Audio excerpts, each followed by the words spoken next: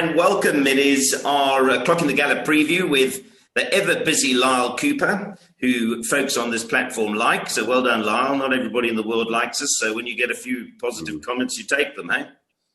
It's unusual, but yes, we take them. Yeah, punters are very demanding, as you know, but great to have you along. Before I even talk racing, of course, it's the PGA Championship starts today out at Kiowa Island. It looks very long, so I suspect you have to be pretty long off the tee. Plus, on top of that, it's right on the Atlantic Ocean, so sure, it's going to be tough for golfers, eh? It's going to be tough. It's going to be a great tournament as usual, and you and I are chatting off air. We're liking a little bit of Shoal Swartzel. Since I actually got to know him quite well through golf. Well, good evening, everybody. Thursday evening, and it is a little bit later, I think, than normal. Normally, Nino and Nico are a little bit more on time than I am, so apologies for that. I apologize to Nino for holding him up as well. But we do have business in order, and that is the Fairview Friday race meeting on the 21st of May. Now, before we go any further, the weather prevailing in the Eastern Cape, there's a few question marks, hey, Nino? So we're suggesting to punters that just keep an eye on the surface. It might change. Good evening, Nico. Yes, I believe there's a big possibility of this meeting going to the poly. That's just from what I've heard. I can't be sure, but if that is the case, then some selections will be suspect. Yeah, in particular, the one, American Landing, you were telling me you've based on the fact that it is on this surface. So in particular, you want to draw attention to that one. 100%, Nico. That's the only reason why I tipped it, because of the turf there. The horse hates the poly, and if this meeting is switched to the poly, then you can ignore him completely. He just can't handle the poly. It's just one of those horses.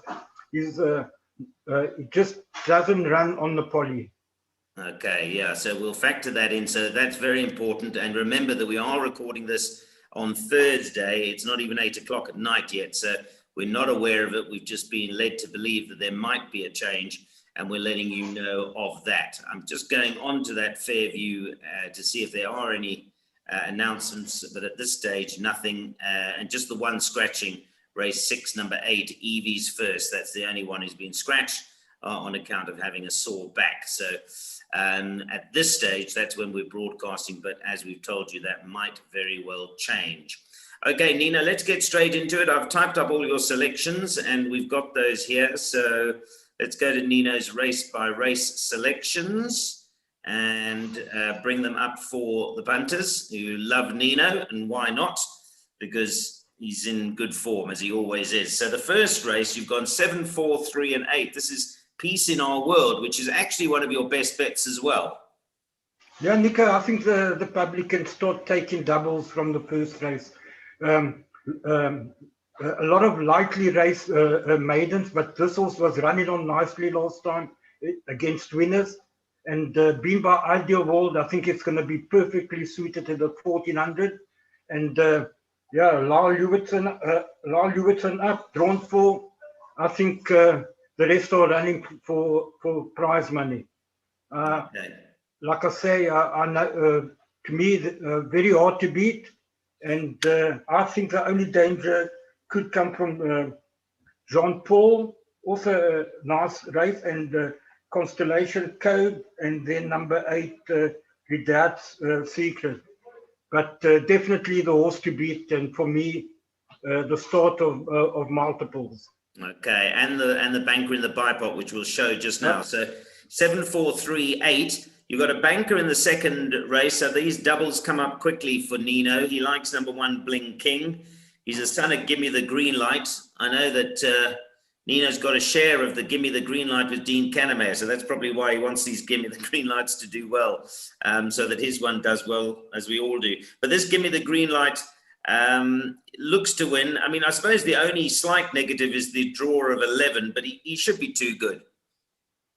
Nico, draw 11. The horse ran 7 lengths behind Seeking the Stars. He ran behind Dollar Brand that just come and won. You know, I mean, what more do you want to say? We can just quickly move on. This horse cannot get beat.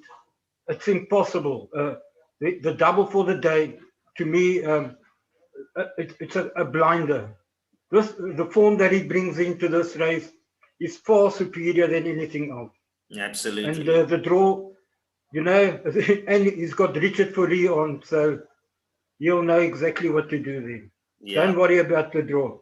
Perfect. So there you go. A double for Nino to start things. There it is. Best bets for you. Race 1, number 7 piece in our world, on to race 2, number 1 blinking. And those are the first 2. Now, the next race, you've gone 3, 12, 5, and 4. Now, this is a nightmare for the bipod. And I'm going to actually shift and just change and show your bipod numbers, because I think this is the race where you've gone very wide in the bipod, Nino. And Neil, yeah, this is where it starts getting tricky. I mean, one of the trickiest races on the card. And you've got Roy Boss there that's been disappointing. He's running places.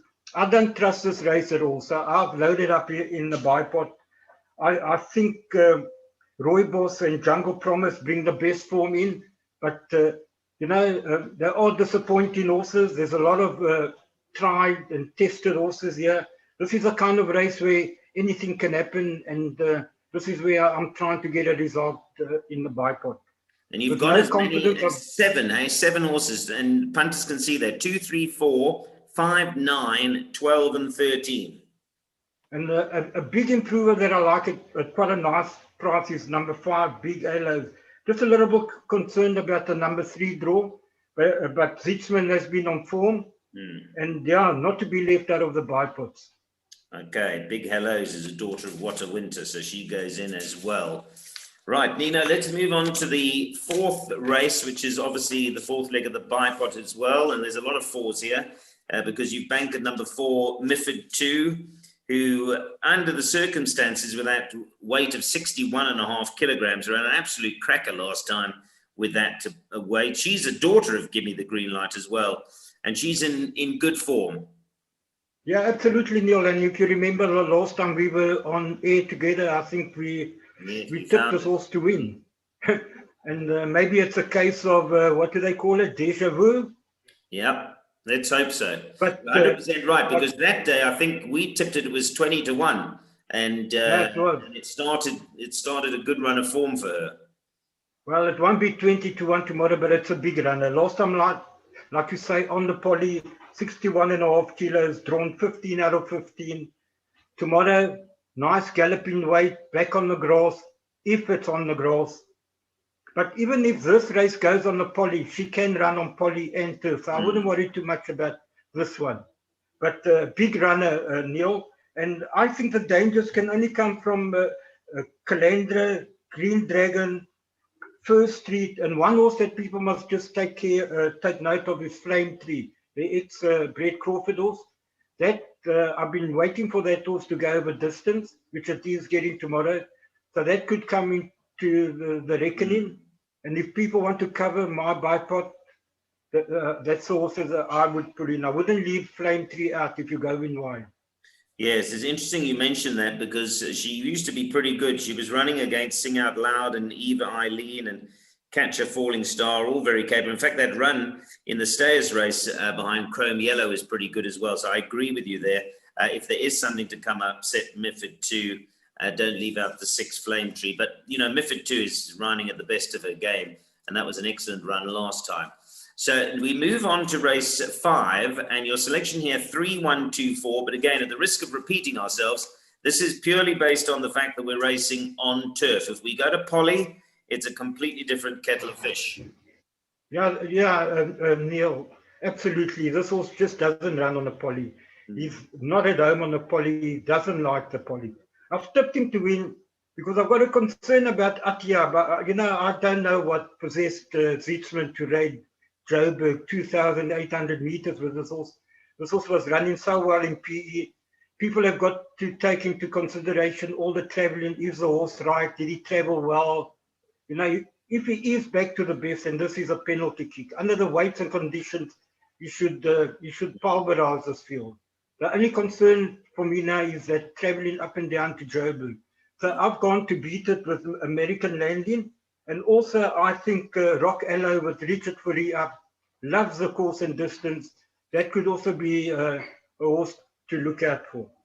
But all in all, saying that if Atyab is back and is well and is taking the traveling well, he should win the race. He should, but I know what you're saying. You know, it's a long way to travel, and he had quite a hard race there.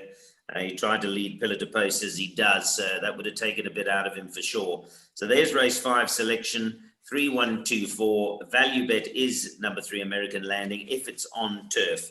That changes, as you've heard, if we shift to poly. Let's move on to race 6. And as we do so, I'm going to go back to the bipod because we'll show the last leg of the bipod.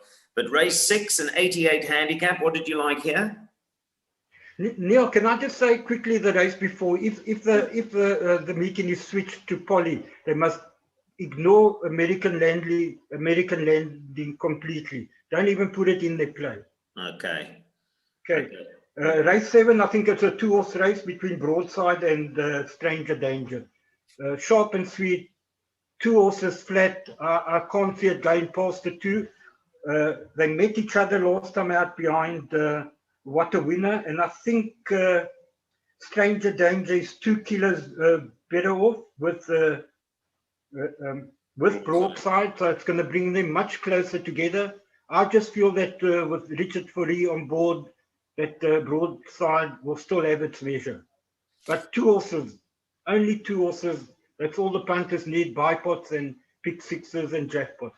Yeah, and there it is. There's confirmation of that bipod. It's only 42 Rand, and that's because he's got the 3 bankers. Banker 7 in the first leg, banker 1 in the second. Then load up. Even if you've got another horse, I don't think he'll mind you throwing it in there because he just does not like that third leg. So if you've got a gut feel for whatever it is, throw it in. Then you've got another banker in the form of Mifford 2. Then 1, 2, and 3. That's in Atyab's race. And then the last 2 are 2 Broadside and 4 Stranger Danger. Right, so that's your bipod, 42 Rand. Bearing in mind that might change, you know, if we shift to poly. Yeah, well, it's going to be a problem because if they do change it to poly, Neil, I don't know whether Atyab will accept, if Zitzman will run it on the poly. Yes. And American Landing comes out of the reckoning, then they're only left with the Rock Ella. So they've got to make their own choices if they need to put another horse in. Absolutely, I hear you. Well, at least you flagged it up. Hopefully we won't get to that stage. But let's move on to the next race because race 7 is the Dahlia Plate. It's a feature race for the 2-year-olds. And your selection here is 3-2-1-5. You've gone for Richard Fourie and Alan Krief. Whatever next? Nico, this is like the same as the previous race. 2 horses. It's between 2 and 3. Again, they met each other last time. They're meeting again on identical weights. Whatever next came out trumps in that race. And this is just a matter which of the 2 improves most from the last run. But again, I'm going with Richard Fourie and Alan Krief to beat North and Sound again. And then for trifectas, I think number 1, Crusador, will run 3rd, and 4th is between 4 and 5. So people can catch multiple quartets and trifectas in this race. I really believe that 2 and 3 will fight it out, and Crusador will run 3rd. Okay, 3-2-1-5 in the penultimate race 7. That leaves us with one last race to go through, which is race 8. This is a 75 handicap over 1,400 meters, and you've gone 1, 2, 3, and 5. Take us through those selections, Nino. Yeah, well, this is a bit of a tricky race. I've gone with Dirty Martini. He's in good form. I just got a bit of a concern with the 11 draw over the 1,400. He's been running over the 16. But with Lyle Hubertson, if he overcomes the draw and he's not too far back, he could. But this is a tricky race. But in saying that, I do believe that the winner will come from one of these 4 horses. And the biggest improver is actually the horse that up to 4th, Waldorf Historia. I think now back on the turf, I think that's going to run a big race tomorrow. But in all my bets, I would only go 1, 2, 3, and 5. I cannot see anything else coming in. So this is a nice card tomorrow where people can catch pick sixes and jackpots and exotics is a reality. They can be caught tomorrow. Okay, and the key, as you say, is early on, because you really like those two. That's the professional man's double, race 1, number 7, Peace in Our World, and race 2, number 1, Bling King. Yes, I think I wrote there on your book, the double for the day.